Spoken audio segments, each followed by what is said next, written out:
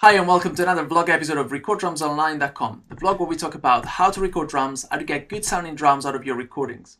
I go and speak to some of the best sound engineers, producers and session drummers and ask them how do they do it, how do they mix drums, how do they place microphones, or how do they come up with certain drum beats for certain songs.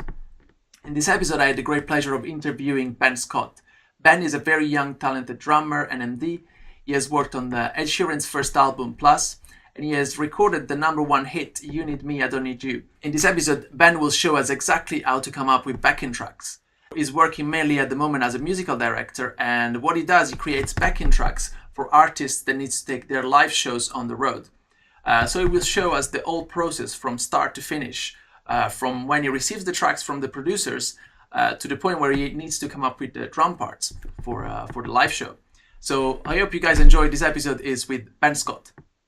Okay, so here we are with the one and only Ben Scott. Hello, everyone. Thank you so much for doing this. Thank you. Good to see you. Yeah, it's a pleasure. Yeah, I wanted to ask you, how did you start playing drums? When was the first time you played drums? And of course. Yeah. I started when I was a wee nipper, nicking mum and dad's pots and pans and some wooden spoons and started whacking them. And quite shortly afterwards, they realised maybe I would like to start playing some drums, and they very kindly bought me a kit. So I started quite young, had some very good teachers up north where I grew up. Neil Thomas, Nick Katuzonic of Leeds College of Music, and Stewie Ellison of the Northern Academy of Contemporary Music. And then I came down when I was about 18, studied at ACM in Guildford, which is I'm sure where many of our colleagues have indeed studied. Yeah. Many great musicians have come from there. And here I am. I sort of very fortunately started working shortly after I graduated ACM about 8 years ago with my first gig, I suppose, was with an artist called Alex Winston, who's from Detroit. And I was very lucky to record the album with her, write some songs with her, and tour across Europe. So a few people know that you actually played in the first album of Ed Sheeran. Yes. It was like a massive, first #1 album, and the famous song "You Need Me, I Don't Need You." You on that one? Yeah, that's right. I got the call from the producer that was recording with Alex Winston at the time, Charlie Hugel, who's done loads of amazing stuff as a producer and a writer since then. And he was getting sent a lot of new signings, so he gave me the call to pop in and track the drums. I think we did it at Dean Street Studios in Soho, which is in a beautiful place. It's underground. We messed around with loads of gorgeous vintage gear and lots of different drum parts. We wanted to go for something that was slightly different, a bit more edgy, and the groove itself on the track. It's not sort of we didn't want to go for the meat and potatoes 2/4 groove. We messed around a little bit and kind of found somewhere where we felt really great for the track. And today, lately you've been doing a lot of MDs gigs. So of course you're a great drummer. You also sing. You also play guitar.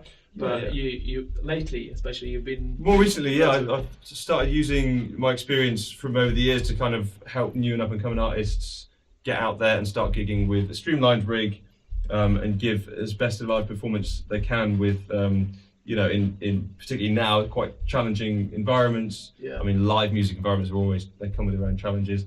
A great artist, Only Girl, one that I'm going to show you the track of today. She's just gotten back from South by Southwest and delivered I think 3 or 4 really fantastic showcases there. Nice. Okay. And it was a great privilege to help towards that. Yeah, so today you're going to show us how to create a backing track and programming for a live gig. Exactly that, I want to show you the steps that I go through right from receiving the first audio files from the producer of the song, how I use those with Ableton and Logic to get ultimately to a live performance. Yeah. Great, nice one. Okay, let's go for it. Okay, so I've just received a load of audio files from the producer for the next single for an artist I'm working with called Only Girl. Let's have a listen to the song. Sing, love, don't let me down. Love, don't let me lose. Love, don't let me fall apart. Cool, so as you can see from the screen here, there are a few different percussion and drum parts. Let's just zoom in on those for a second before we jump over to uploading them to my SPD. Okay, so we've got all the drums highlighted here. Let's have a listen.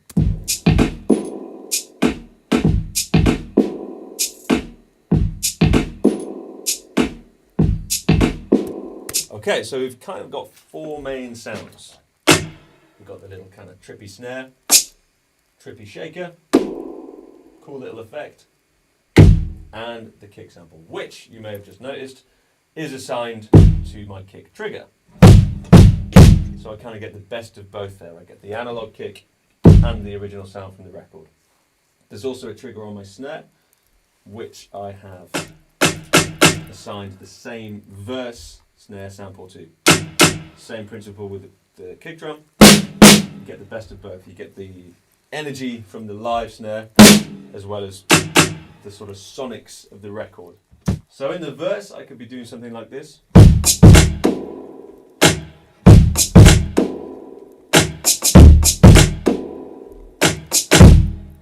And then when it moves to the chorus, when we need that little bit more energy, I want to switch to my acoustic drums, utilizing those trigger sounds like this.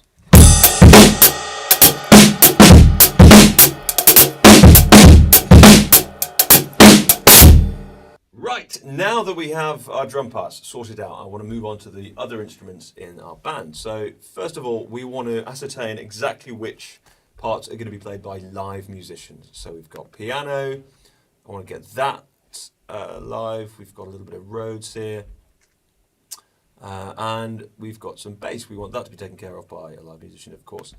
So I prepared a little bit earlier on. We're going to skip over to Ableton now. This is what we're going to use for the live performance itself. These files here are all of the files that I want to use for the track side of things. Okay, so we've got the name of the song, which is Heights, and then we've got track. I'm going to drag and drop that file into there, and it's appeared just there. That's our backing track. Okay, so that's the stuff that I prepared from Logic. All of the bits that I figured out couldn't be played by a live musician and needed to be put onto our Ableton. We've got backing vocals, BVs. We're going to drag and drop those in. Okay. We've got an emergency bass backing track. Okay. Sometimes with this particular artist, the bass needs to be put onto the track. And finally, we've got our click track, which is the really important part that's going to keep everybody locked in together.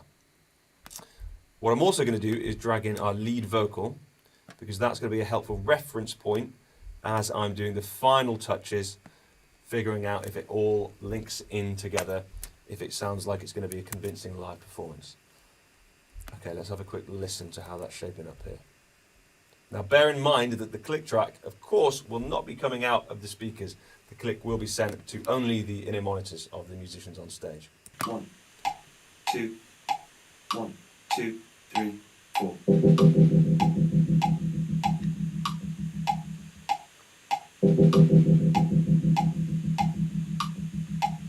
Okay, let's skip ahead a little bit. Wanting for love. Take my hand when I'm wanting. Lover, don't let me down. Lover, don't let me loose.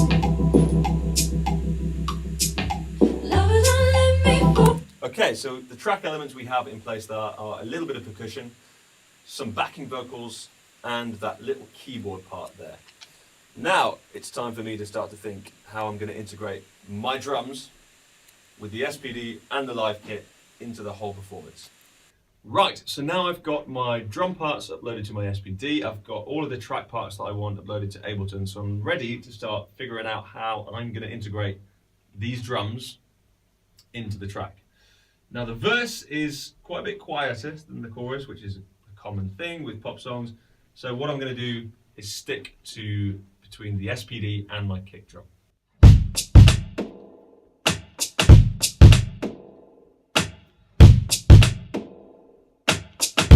Okay, so let's have a listen to that along with our track elements here.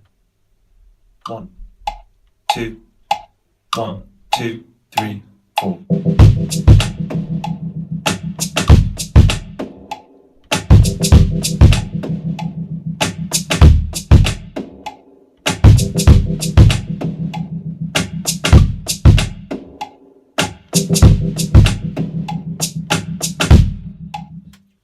So now I've got my verse part between the SPD here and my kick. I need to start thinking about how I'm going to apply some more organic sounds from the acoustic drums into the chorus. I've got two triggers, as you'll see. I've got a snare sample there on my snare trigger and kick sample on acoustic kick. So when I'm playing the groove in the chorus,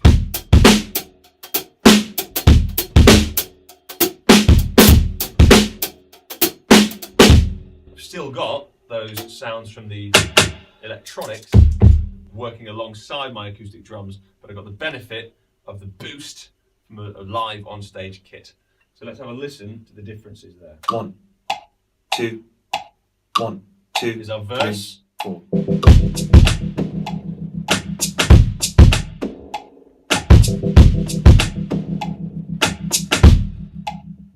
Over to the chorus. Take my hand when I'm Here it comes. wanting for love. 1, Take my hand two, when I'm 1, wanting. 2. Lover, don't let me down. Lover, don't let me lose. Lover, don't let me fall apart.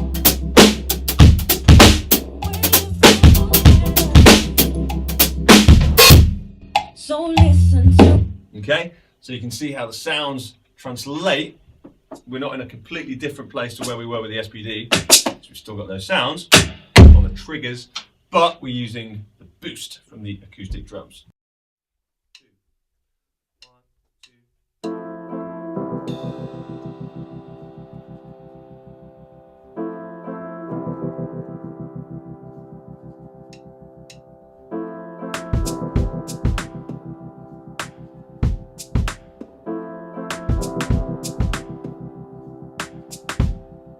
How could I know that I needed you? Yeah. Take my hand when I'm wanting for love. Take my hand when I'm wanting. Lover, don't let me down. Lover, don't let me lose. Lover, don't let me fall apart. Waiting for those better days. So listen to my soul, calling out to take me further, reaching out for truth. I know you can take me higher, higher, and I can only reach those heights with you.